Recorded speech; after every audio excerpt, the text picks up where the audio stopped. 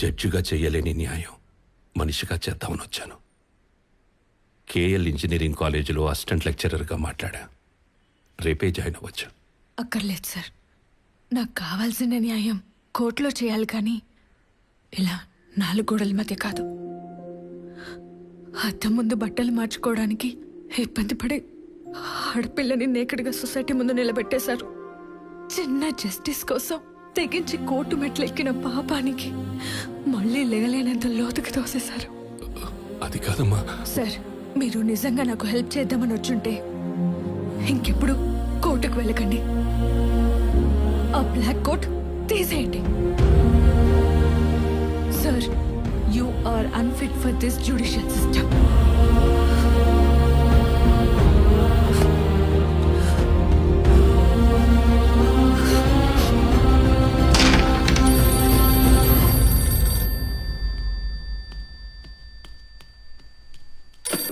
Hello, నాన్నగారు ఉన్నారమ్మా?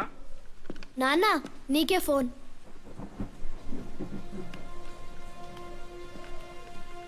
Hello sir, నేను ఎస్ఐ శివరావుని. అమూల్య హ్యాంగ్ చేసుకుంది సార్. వాట్? ఇప్పుడే కదా తనని కలిసి వచ్చాను. అవును సార్, మీరు వచ్చేలాకే ఇలా జరిగిందంట. మీ జడ్జిమెంట్ వల్లే తను సూసైడ్ చేసుకుందని అందరూ అనుకుంటున్నారు. మీరు మాత్రం ఇటువైపు రాకండి సార్.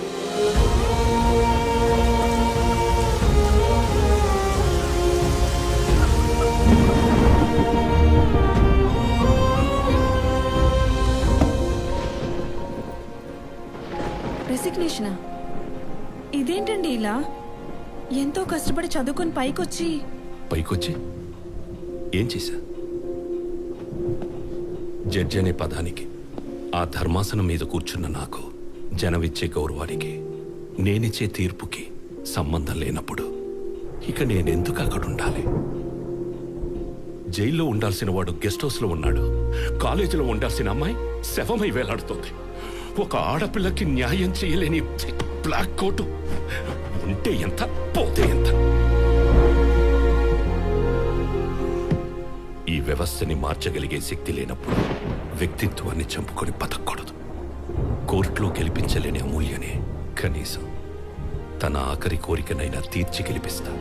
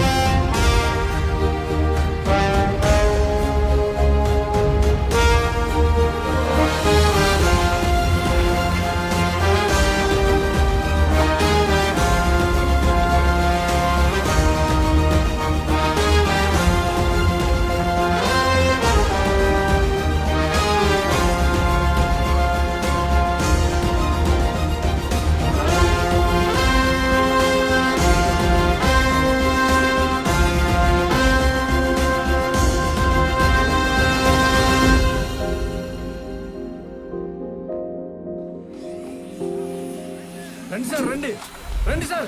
మేము ఎంత అడ్డుకున్నా వీళ్ళు మాత్రం పనులు ఆపట్లేదు సార్. ఆపడే, ఆపు చెప్తున్నా, ఆపండి. చెప్తున్నా, అర్థం కాదు నీకు? ఆపు. ఈ మైథిలికి రెస్ట్రిక్షన్స్ చేసే మోసాలు అన్ని కాదు సార్. మా 200 ఎకరాలు దళిత భూములు అక్రమంగా ఆక్రమించుకొని మాకు వేరే సరైన నెంబర్లు చూపించి మమ్మల్ని మోసం చేస్తున్నారు సార్. ఎదురు తిరిగి మాట్లాడే వాళ్ళకి నరకం చూపిస్తున్నారు సార్.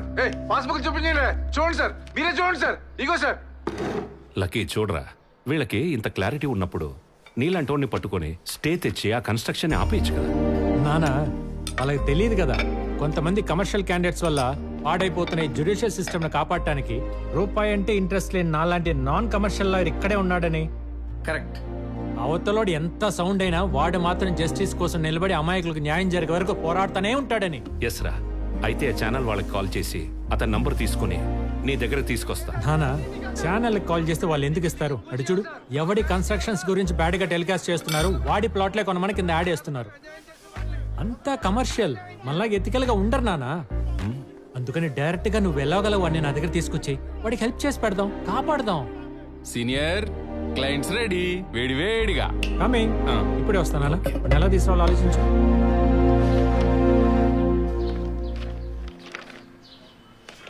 ఆశ అంటే ఓల్డ్ సిటీ పాషానే.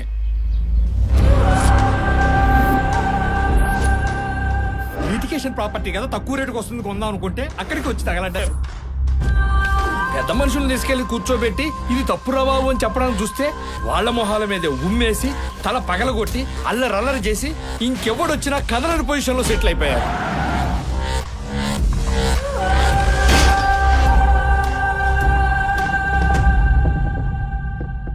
వాడిని కోర్టుకు తీసుకొచ్చినా లొంగే లాంగ్వేజ్ ఉండదు వాడి బాడీకి. Out of the court settle చేయాల్సిందే. అదే అవ్వలేదు అంటున్నాం సార్. వెళ్ళింది లాయర్ లక్కీ కాదు కదా. వాడిని తక్కువ అంచనా వేస్తున్నారు. ఓహో, ఇక్కడ మిమ్మల్ని మీరు ఎక్కువ అంచనా వేసుకుంటున్నారో మాకు అర్థం కావట్లేదు. మాకు మాత్రం మ్యాటర్ సెటిల్ అవ్వాలి. నేను మళ్ళీ ప్రశాంతంగా నా సైట్ లో పోసుకోవాలి ఒంటేలు. ఏమండి ఇక్కడ మీరు పోసుకోవడమే కాదు, మీ సైట్ లో మీకు ఏం కావాల్సి చేసుకోవచ్చు. ఒక్కసారి మా సీనియర్ కేసు టేకప్ చేస్తే ఇంక సూట్ కేసులు సర్దేసుకోవడమే. వాళ్ళ మేమా జోకా? ఇది జబర్దస్త్ సెట్ కాదు. కోపడకండి సార్ ప్లీజ్.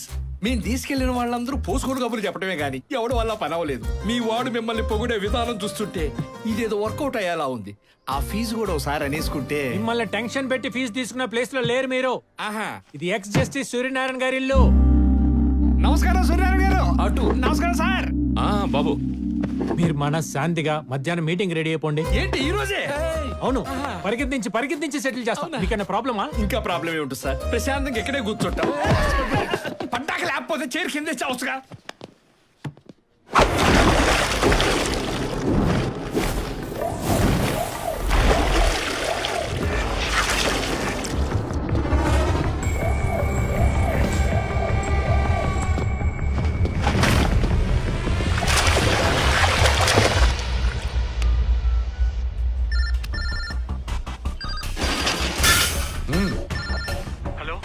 నేను లాయర్ లక్కీని మాట్లాడుతున్నా. బజ్జీ నమస్తే బ్రో.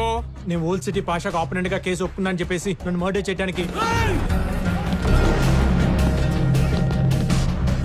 1, 2, 3, 4 15 మంది వచ్చారు సార్. దోలకి దుకాణం పెడితే అరక్కి కారం పెట్టిందంట. మరి కేసు ఎందుకు ఒప్పుకున్నా? సార్ ఒప్పేసుకున్నాను కదా, వచ్చి కాపాడండి సార్. ఈ కేసు గురించి ఇన్ఫర్మేషన్ ఇచ్చిందే ఆడు. తుమారకు మారనే బాధి ఆతాది. పాషా గారు, ఇది కరెక్ట్ కాదు కదా. కరెక్ట్ కాదు. ఒక లాయర్ని గిట్ల నిలబెట్టి వాదించుడు తప్పే కదా, శిక్ష పడాలి.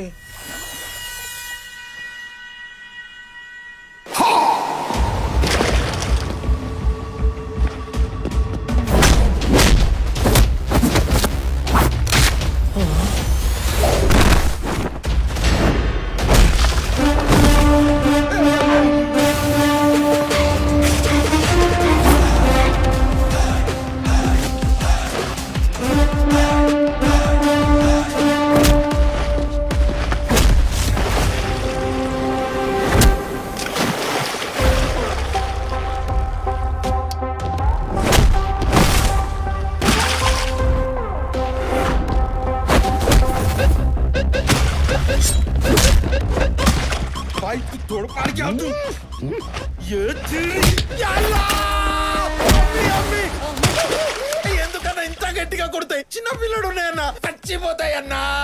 నేను పిల్లగా దీన్నే ఆత్మరక్షణ అంటారు. మనల్ని చంపడానికి ఎవడన్నా వస్తే మనల్ని మనం కాపాడుకోవటానికి అవతలాన్ని కౌన్సిల్ చేసినా, ఇలా గాల్లో ఎగరేసినా, ఇలా ఇరగదీసినా, ఇలా విసిరేసినా తప్పే లేదని ఆత్మరక్షణ యాక్ట్ పేబుల్ సెక్షన్ 302, 324, 325M లో మెన్షన్ చేస్తుంది. నన్ను నేను కాపాడుకోవాలి కదా, మీ నుండి నా ప్రాణాలు రక్షించుకోవాలి కదా. రండి.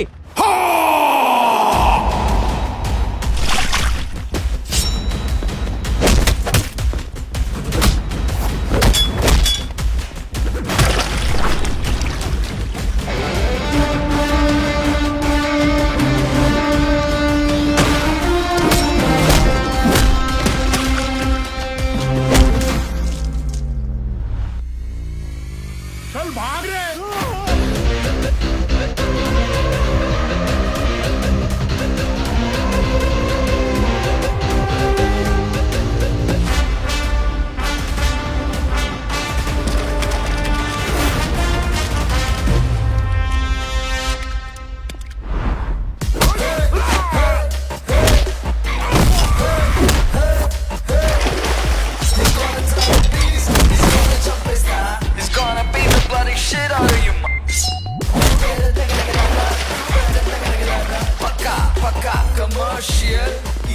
ఏదో మారిపోయింది మొత్తం సెటప్ సార్ నన్ను కాపాడండి సార్, నన్ను రక్షించండి సార్.